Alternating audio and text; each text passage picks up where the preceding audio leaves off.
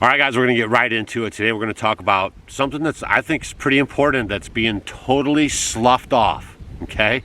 And we better get a handle on it because I think we're getting to critical mass, and I'm just going to discuss a few things that are happening on my homestead and some of the stories from my neighbors over the last year or so. And now it's starting to kind of hit home, so I wanted to talk about it, okay? If you guys are not familiar with chemtrails, please do your homework on chemtrails. I'm going to show you a real quick clip right here. Undeniable proof that they are spraying the skies. Some incredibly unique footage sent to us. This footage should be an excellent tool for those that are trying to wake others up to the climate engineering programs. This is a tanker. It appears to be an Airbus A340-200. Look in the center, between the wing plumes, you'll see a secondary disbursement coming out of this aircraft. This is what is so unique to this film. Even though we have spray already emitting from the wings, we have a secondary disbursement, very visible here, between the plumes of the aircraft. Now, this footage should be an excellent tool to use for waking others up that are not yet aware of these programs.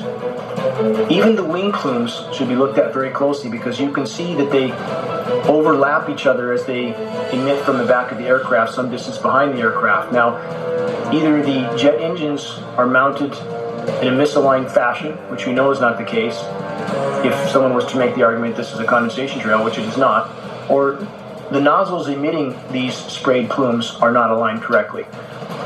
So these long stringy trails we see in this particular kind of aircraft behind tankers, we typically see this behind the larger tankers that fly at a lower altitude, a different composition trail, long stringy, sometimes they break into links. But the tankers fly at lower altitudes because they carry a larger payload. And again, in a minute we'll see the secondary disbursement happening between these two trails of the aircraft. In Northern California, we see these tankers flying south, leaving massive plumes like this. We see them flying north later in the afternoon, leaving nothing. Again, this should be used as a tool to wake those up that are willing to wake up. Our atmosphere is being torn apart, hydrological cycle completely disrupted. There's the plume in between, as I mentioned. This is very unique footage. Our entire biosphere life support systems are being torn apart by the ongoing climate engineering programs. All of us are being contaminated by these programs. Now, what's in that spray, right? Aluminum, barium, and a host of other chemicals that I have right here that I'm going to show you. A news clip from just a local news company, back in the day, and they're going to tell you that they found, that they collected samples from the sprays that fell onto the, well, here, they'll tell you right now. There's already no shortage of unclassified weather modification programs by the government. But those who fear chemtrails could be secret biological or chemical testing on the public point to the 1977 Senate hearings in particular, which confirmed 239 populated areas had been contaminated with biological agents between 1949 and 1969. Later, the 1994 Rockefeller Report concluded hundreds of thousands of military personnel were also subjected to secret biological experiments over the last 60 years. But could secret testing be underway yet again? KSLA News 12 discovered chemtrails are even mentioned by name in the initial draft of House Bill 2977 back in 2001 under the Space Preservation Act. But the military denies any such program exists. In the air. Because we'd see it drop to the ground in a haze. Nichols then noticed the material collecting on the ground. This is water and stuff that I collected in bowls. I had it set out in my backyard on my dad's pickup truck. KSLA News 12 had the sample tested at a lab. The results? A high level of barium, 6.8 parts per million, more than 3 times the toxic level set by the EPA. Armed with these lab results about the high levels of barium found in our sample, we decided to contact the Louisiana Department of Environmental Quality. They told us that yes, these levels are very unusual, but at the same time, they added the caveat that proving the source is a whole nother matter. So as you can see, I've got video proof of the spraying. I have a local news company back in the day grabbing up the elements, testing the elements, and it was actually, I think, 68.8. If you go back and rewind it, it was way higher than the guy even said on the newscast. okay? And what other chemicals are they spraying in the sky? The purpose of this video is to share some experiences that we're having around here where we actually grow food. We don't go to the superstore and buy food. All of us folks around here, we pretty much grow food. Last year, Noah, he's my Amish friend, he was telling me that he was lambing, but his lambs were just dying. He didn't understand what was going on. Lambs were dying, and we didn't really have a problem. And I was like, man, that's kind of weird. We were thinking maybe it was the feed, maybe it was, something, maybe just some inbreeding going on. I don't know. We try to kind of go through all the different scenarios. It's kind of chilly out here when we were talking about it, right? And then, so some time passed and everything, and man, they've really stepped up the spraying. Please keep an eye on the skies, you guys. No one's making this stuff up. Don't be gaslighted into believing that they're not spraying the skies, all right? Because they are.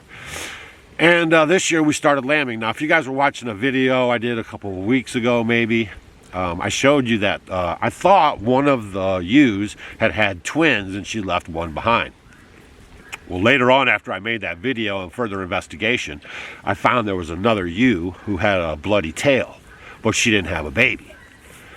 So actually that morning we had 2 births. One is on the ground back there somewhere and the other one didn't make it. Then we came, we let some time go by, and we just had another ewe had twins, okay? And I came out in the morning, and the twins were dead, okay? They were dead. Full size, not premature, nothing. Full size twins, dead on the ground. They didn't get up. Now, when old Brown Neck, where's Brown Neck? When old Brown Neck was born, I had just seen him come out, right? So he was just kind of born, and he was just laying there, and he would just lay there and lay there. And I was thinking to myself, why isn't he getting up? So I kind of walked over there and checked him out, and I kind of had to rough him up a little bit to actually get him up on his feet, okay? And then after I got him up on his feet, you guys can go back and watch that video. You can see that he's kind of wobbly. Mom even knocks him over. It's the video about being spiritually drained. Mom kind of knocks him over when she just barely nudges him. Go watch the video. Now he's doing a lot better because now he's alert. He's getting his milk. He's already eating hay, and everything's going good. I am under the impression that they're loading it with copper as well. Now copper is a known problem for sheep and goats and all this kind of stuff. We have other friends that don't even live by us. They live kind of far, and they have lambs that are dead too, DOA. All right. I just want to keep an eye on it, and I want to document this for myself. We've never really had this happen. We have 3 DOA lambs right now and only 2 on the ground. Now that's a first for us. So I'm just going to throw the conspiracy number 5,672 out there. They're heavy spraying the Midwest USA. Not just for weather, y'all. What if they're actually spraying to wipe out? Because they like that stuff, if you guys are paying attention. But they're wiping out new births. I don't know, man. It's just kind of creepy to me. I don't know what to tell you guys. I'm just trying to report to you what I'm seeing. And I don't think it's really a coincidence. Okay?